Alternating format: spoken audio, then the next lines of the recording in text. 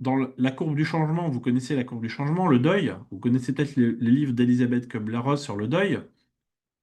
C'est une personne qui a écrit un livre sur les 5 étapes du deuil pour accepter une nouvelle situation, que l'on perde quelqu'un dans sa vie suite à un décès, que l'on perde son compagnon parce qu'il vous quitte du jour au lendemain, qu'on change de travail, vous voyez.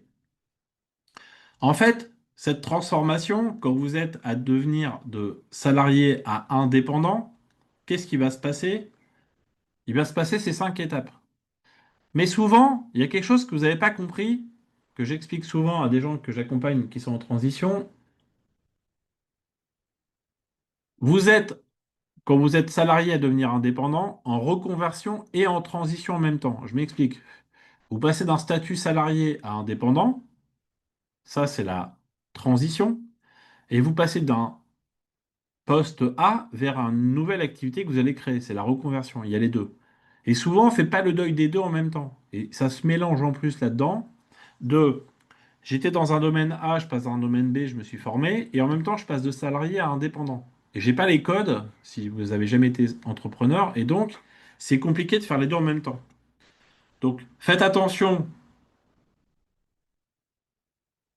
quand vous lancez une activité en étant indépendant à avoir et obtenir les codes de l'entrepreneuriat, et en même temps, de faire le deuil de votre vie passée, ok, de votre métier passé.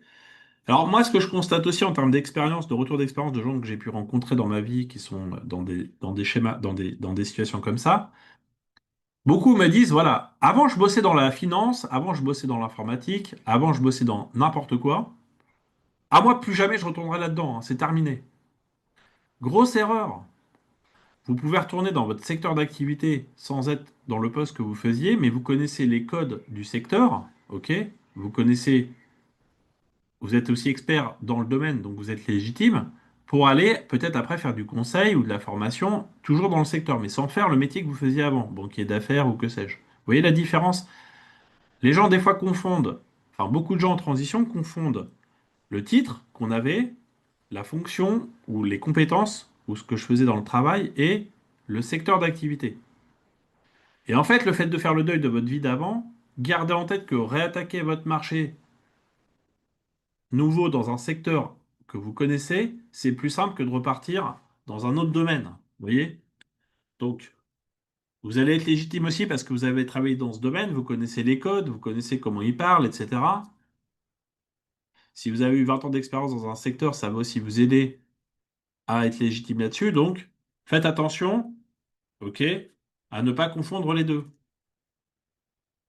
Donc, ce processus, il n'est pas forcément linéaire. Vous allez passer par différentes phases. Il faut être conscient de cela, ok? C'est important pour vous. Donc, chacun, en fonction de chacun, de votre histoire personnelle, ok? Ça va être important pour vous pour gérer ce changement, ok? Souvent, ce changement, il peut des fois passer par des étapes qui vont être plus ou moins longues pour certaines personnes, ok? Ça va peut-être pas se faire du jour au lendemain pour vous, hein, c'est ça qu'il faut comprendre. C'est pas grave, vous allez le vivre, vous, à votre rythme à vous.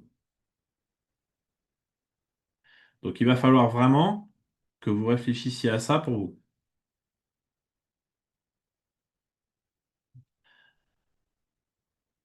Les 5 étapes.